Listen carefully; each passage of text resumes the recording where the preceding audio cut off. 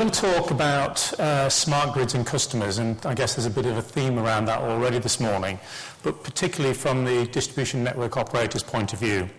I'm going to talk a little bit about the need, and again, I guess most people in this room will understand that, a little bit about the problems that we will face as an industry, the timeline, which I think is quite important because most people think of this as quite a long way out in terms of the need to change behaviours, but we have some pretty pressing dates coming up pretty soon. What are we doing now about this, and then what do we need to do collectively? Just a little bit for those of you that don't know Electricity North West, we're one of the 14 distribution network operators, and as the name would suggest, we operate in the North West. And there's a few stats on there for you just to let you know what we do. So let's start with the need, and as I said, I think this is generally fairly well known. We know that the government has signed up to some carbon reduction targets by 2050. And really that's only going to happen, we're only going to achieve those as a country if we decarbonise generation, decarbonise heat and transport, and also we know that by that timescale we're going to have about 30% of our generation from renewables, whether that's large offshore wind, onshore wind, solar, biomass, a whole range of different renewable technologies. And as I'll show you later, there is a potential that the energy demand in the UK, because of these changes, could double by 2050. And even if it's not doubling, we know that in some parts of our network, we will see a doubling. So we're going to have to think about that and think of the response. And it's not just about putting more copper in the ground.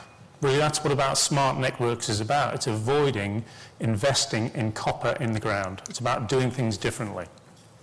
And we have to do things differently. I can see a ripple of excitement from the electrical engineers in the audience as Kirchoffs Law appears. The rest of you are looking a little bemused. I'm not going to go into details on this, but it's just really to make a point. Kirchoffs Law is about the system being in balance, and currently National Grid do this on our behalf. So as demand rises during the day or during different demand patterns, they bring on more generation.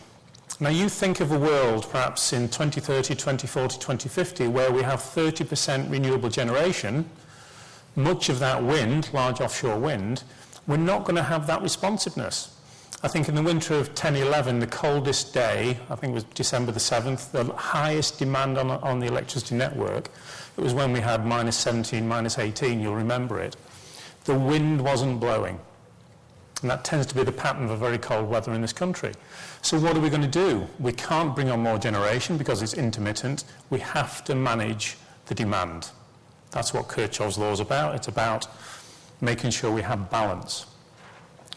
Now, everybody is talking about smart grids, particularly politicians. They're talking about it, trying to think what needs to happen, but how many people are thinking about what does it mean for the customers in the country? How are we going to get customers to change the way they behave to manage that demand side?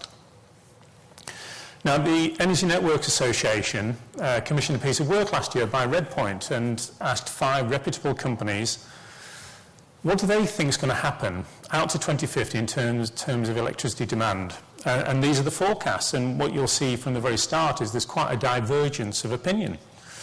The grey shaded bit, I suppose we could say, is a consensus, but there's still quite a wide range of thoughts in terms of what might happen to electricity demand. I guess what we can take from this, there is a consensus around when this will happen, and I guess we've got about 10 years before we really need to start thinking about active management of demand and smart grids. The lower half of this slide talks a little bit about what government is doing as well, because DEC is looking at this, as you would imagine. I'm going to talk a little bit later about the Smart Grid Forum that's been established in the last year. But DEC have been looking at the fourth carbon budget, as you'll see that's for the years 2023 to 2028, and they've looked at projections for heat pumps, electric vehicles, solar power, wind, and that was published in December. And they've looked at a low, medium and high range across each one of those. And again, they're predicting that by 2030 and beyond, we could see between 40 and 60% rise in the electricity consumption. That's quite startling. That's why we have to start thinking about smart grids and smart demand management. And whilst that timescale may seem quite a long way off, as distribution network operators, we have to think about that now. We have price reviews. We talk to our regulator about our investment needs, and they have been across 5-year periods. We're in the middle of one now. It runs out in 2015. The next period is going to be an 8-year period, from 2015 to 2023. So right in the period that we're looking at these forecasts starting to take off. We have to submit our final detailed business plan to our regulator in May next year. So we have to start thinking about our investment needs out to 2023 right now. So although the timescales may look a long way out, we actually need to start thinking about the investment we're going to need right now. So we're not just thinking about the investment in terms of reinforcement of the network, we're looking at what can we do to avoid putting more copper in the ground. What can we do as distribution network operators to manage that demand? So back in 2008, Electricity North West started trialling some new kind of solutions. What could we do to talk to customers in the North West about managing their demand in a way that mean we wouldn't have to respond to, as load grows, reinforce the network. And this slide, the top shows the typical demand on a substation, and you'll see that it sort of peaks around 5:30, 6, 7 o'clock at night, and the graph at the bottom shows a typical customer. We looked at around 10 different locations in our network where we could see the load was going over the firm capacity. We were going to have to go in there, spend money, reinforce the network. We chose those 10. We went out and talked to a whole range of customers about, could you manage your demand, and we will pay you to do this, so that we don't have to reinforce the network. The first problem we had was explaining to customers who we were. They thought we were one of the big six. We'll get fined for that, won't I? They thought we were one of the big six, trying to sell them another tariff, because the point was made in one of the questions earlier, this isn't the most open of industries, it's quite complex. Our name doesn't appear on any bill. Pay a key part. Clearly, we deliver the energy to everybody's door, but we had to start by explaining to customers who we were. And then we come up against some other problems. Some customers can't manage the demand in the way we wanted them to. Other customers could manage it, but wanted so much money from us to do it, it wasn't cost effective for us. So some real issues on could this work for a distribution network operator to manage that demand. We did find some customers that could quite easily manage their demand. It was cost effective for us. We were able to pay them what it was worth for them, and it meant that we didn't have to reinforce the network. And that graph shows you over 5 days, the coloured bars are each of 5 different days, where the load is going along, and we, around 5:30, I think it is at night, we asked them to reduce the load, and it drops right off. That stopped us reinforcing the network, spending a few £1 million on reinforcement. And actually, we've got a lasting benefit now. Because of what's happened over the last couple of years, load has dropped off in other parts of that network, so we don't have to reinforce at all, or ask them now to reduce the load. So we know it can work. And we've also had some generator trials last summer, where we can talk to generators about coming on supply or going off supply, again, when we've got some reinforcement issues. So we're going to continue with this. It does work. It's quite intensive in terms of talking to the customers about the need and what we can expect of them. But for the large commercial industrial consumers, we can do it. We've also engaged now with Eninoc.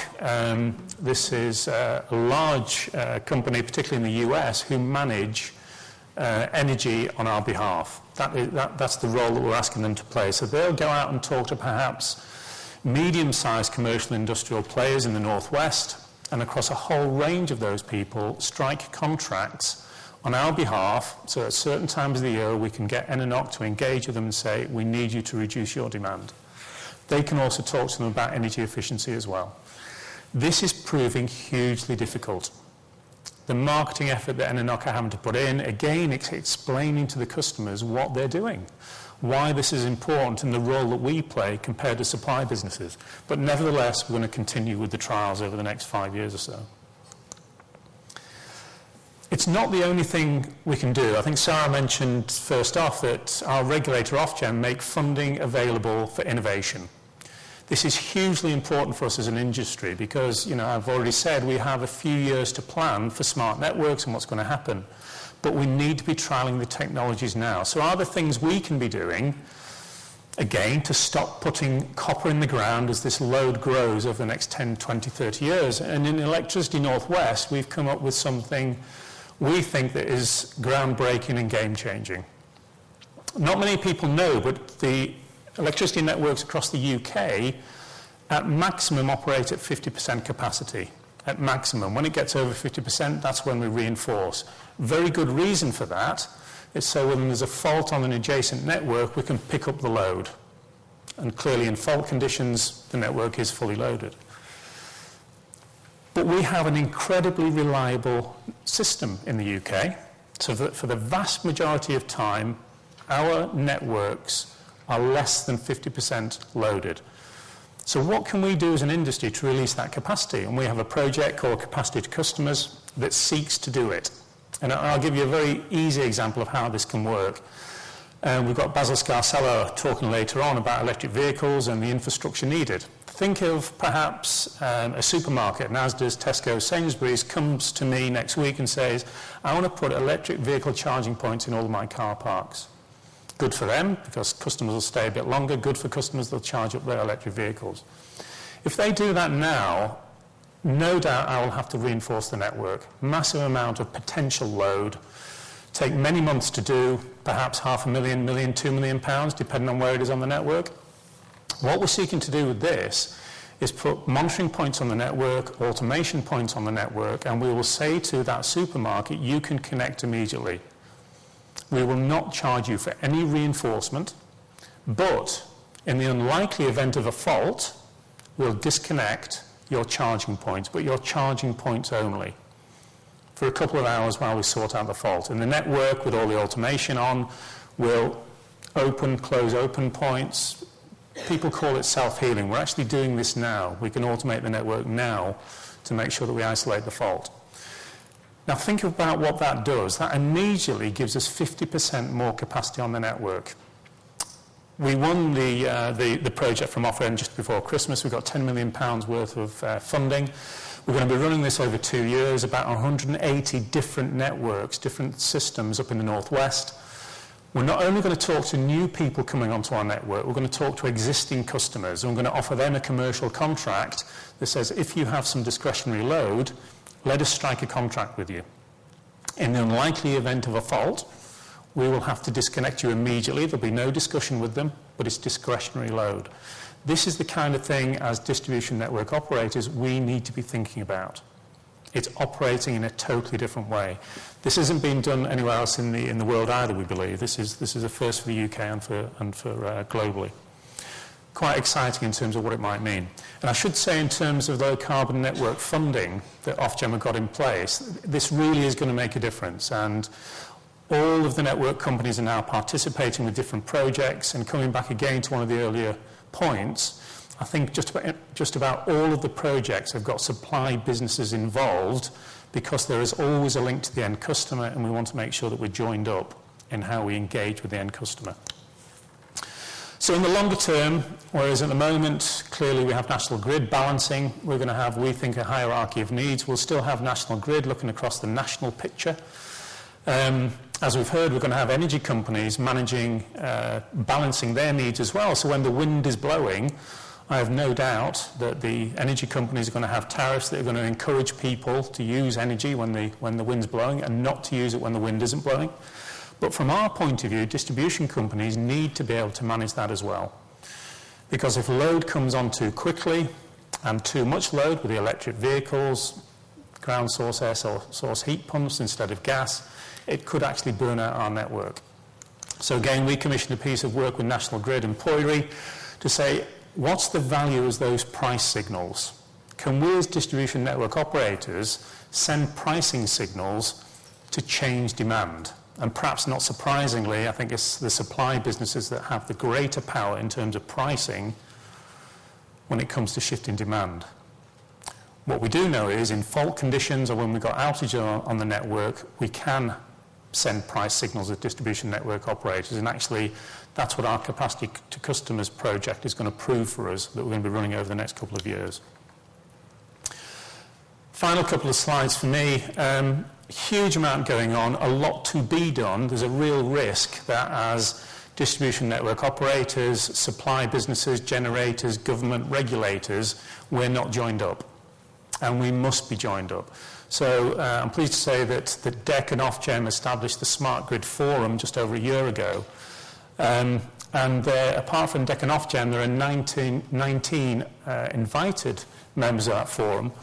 I sit on it with 2 or 3 other colleagues from network operators, supply businesses sit on it, customer groups, technology providers, thinking about the future. And clearly looking at policy in terms of what government's going to do, how the regulator is going to enact that, and what we as an entire industry need to do to make this happen. It's looking out to 2030, but clearly with a view on what's happening after that. And we'll be publishing something in the next couple of months in terms of outputs from the first 3 working groups. Working Group 1, looking at assumption and scenarios. This is managed by DEC. Their output, as I mentioned earlier, was those scenarios out to 2028, looking at the different technologies. What is the load growth going to look like? Workstream 2, run by Ofgem, looking at the cost benefit. So over and above putting copper in the ground, what are smart grids going to deliver in terms of cost benefit? Workstream 3, development networks. I run that workstream on behalf of the industry in the Smart Grid Forum. In light of the scenarios that DEC are producing, what can we as distribution network operators, how do we respond in a smart way? And once we've done that, it plays back into Workstream 2 to look at the cost benefit. This is hugely important for us as an industry, not just looking out to 2030 and 2050, but as I said earlier, we have to submit business plans next May for 2015 to 2023, and there will be some investment, no doubt, in smart technologies. So there'll be a common framework for all of the 14 companies to go to Ofgem next May with our business plans. Workstream 4, closing doors. This is an important one. Are we making decisions now that are going to stop us getting to a smart future? And the obvious one is on the smart meter rollout between 2014 and 2019. We as distribution network operators have been working to make sure we have the specification in those smart meters that mean we can have smart networks. If we don't get that, we won't have smart networks, we will continue to have dumb networks. So that's a real classic closing door, massive amount of work going on. And the final work stream is making sure we work together in the right way, and everything we do is published. And I would urge you, it's on the Ofgem website, you will be getting these slides so you don't have to write down that long link.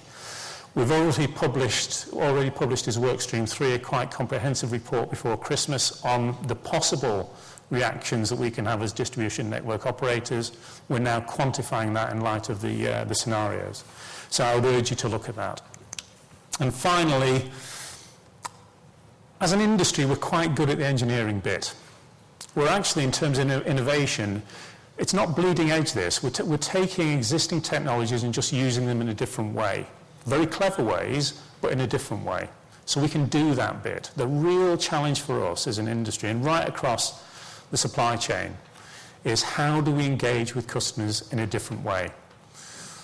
In an ideal world, customers won't even know that we're managing their appliances for them. It's not just about smart customers, it's about smart appliances as well. We have to get to that point. And all that we're trying to do as an industry, I think, is learn from the experiences and from the trials now, and how can we start enacting that in the next few years. And clearly, the Smart Grid Forum, I think, is going to be a key forum for that. We're talking now about the work stream for the year ahead, and it's likely that the new commercial relationships in the industry and interaction for customers is going to be a key work stream in the future. Thank you very much. Thank you.